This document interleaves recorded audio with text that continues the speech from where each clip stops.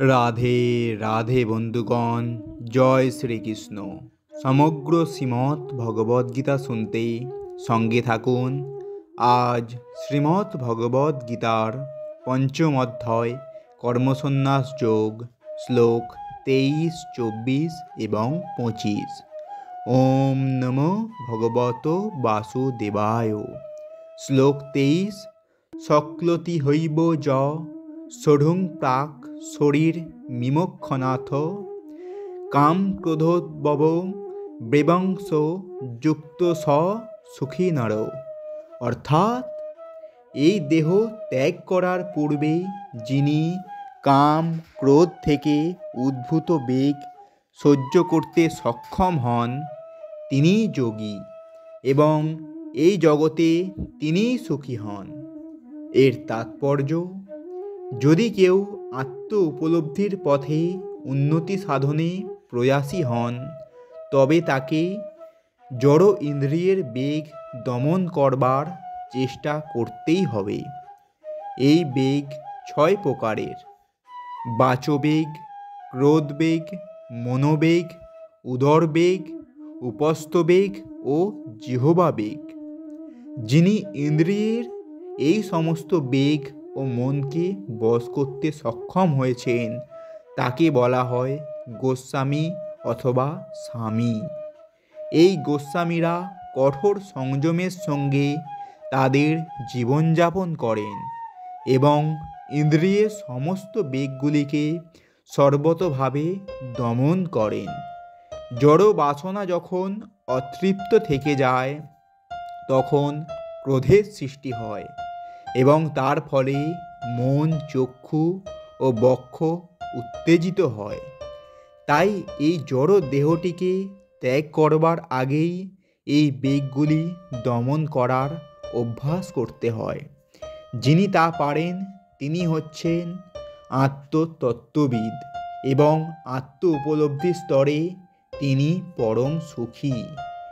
যোগীদের কর্তব্য হচ্ছে কাম ও ক্রোধকে বশ করার প্রাণপণ চেষ্টা করা। শ্লোক 24। ওম নমো ভগবত বাসুদেবায়। যো অন্তঃসুখ অন্তরারাম তথা অন্তর্জ্যোতি এব য স যোগী ব্রহ্মর নির্বাণম ব্রহ্মভূত অধিগচ্ছতি।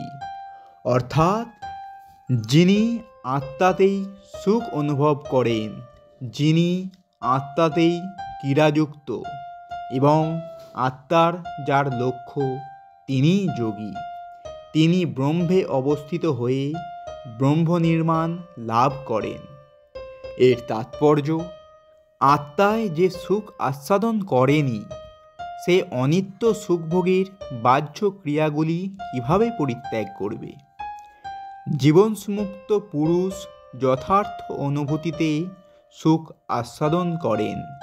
তাই তিনি এক জায়গায় স্থির হয়ে বসে চিন্ময় চেতনার সাহায্যে জীবনের ক্রিয়াগুলিকে উপভোগ করতে পারেন। এত ধরনের মুক্ত পুরুষ কখনোই বাহ্য জাগতিক সুখের আকাঙ্ক্ষা করেন না। এই অবস্থাকে ব্রহ্মভূত বলে। তখন ভগবত ধামে ফিরে যাওয়া সুনিশ্চিত হয়। শ্লোক 25। ওম নমো ভগবত বাসুদেবায়। লভন্তে ব্রহ্ম নির্মাণম ঋষয়ো ক্ষীণকল্পসা ছিন্নদ্বৈতা যথাত্তান সর্বভূতহিতে রতা। অর্থাৎ সংযত চিত্তে সমস্ত জীবের কল্যাণে রত এবং সংশয়রহিত নিষ্পাপ ঋষিগণ ব্রহ্ম নির্মাণ লাভ করেন। এর তাৎপর্য, যিনি সম্পূর্ণভাবে কৃষ্ণ ভাবনাময় তিনি কেবল পারেন সমস্ত জীবের মঙ্গল সাধন করতে। মানুষ যখন বুঝতে পারেন যে ভগবান শ্রীকৃষ্ণই হচ্ছেন সর্বকারণের কারণ, তখন সেভাবেই ভাবিত হয়ে তিনি যে কর্ম করেন সেই কর্ম সকলেরই মঙ্গল সাধন করে। ভগবান শ্রীকৃষ্ণ যে পরম ভোক্তা, পরম ঈশ্বর, পরম বন্ধু সেই কথা ভুলে যাওয়ার ফলেই মানুষ নানাভাবে কষ্ট পায়। তাই সমস্ত মানব সমাজে এই চেতনাকে পুনর্জাগরিত করাই হচ্ছে সবচেয়ে কল্যাণকর কর্ম। ব্রহ্মনির্বাণ স্তর লাভ না করলে এই পরম পবিত্র কর্ম সম্পাদন করা যায় না।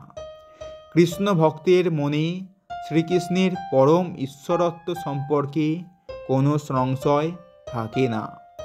তার মনে কোনো সংশয় থাকে না, কারণ তিনি সম্পূর্ণরূপে পাপমুক্ত।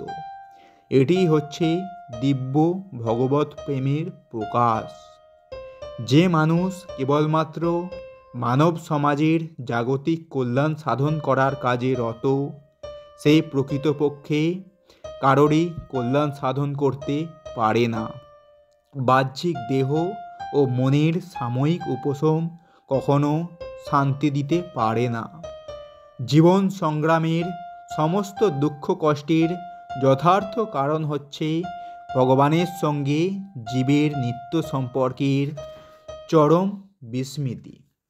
মানুষ যখন শ্রীকৃষ্ণের সঙ্গে তার নিত্য সম্পর্কের কথা পূর্ণরূপে অবগত হন, তখন তিনি জড় জগতের বন্ধন থেকে যথার্থই মুক্তি লাভ করেন। এমনকি জড় দেহের মধ্যে অবস্থান করলেও তিনি তখন মুক্ত। তো বন্ধুগণ, এটাই ছিল শ্রীমদ্ ভগবদ্ গীতার পঞ্চম অধ্যায় কর্মসন্ন্যাস যোগীর শ্লোক 23, 24 এবং 25। এই রকম সম্পূর্ণ শ্রীমদ্ ভগবদ্ গীতা এবং বাংলা অনুবাদ শুনতে আমাদের এই চ্যানেলটিকে সাবস্ক্রাইব করুন এবং সঙ্গে থাকুন। রাধে রাধে, জয় শ্রীকৃষ্ণ।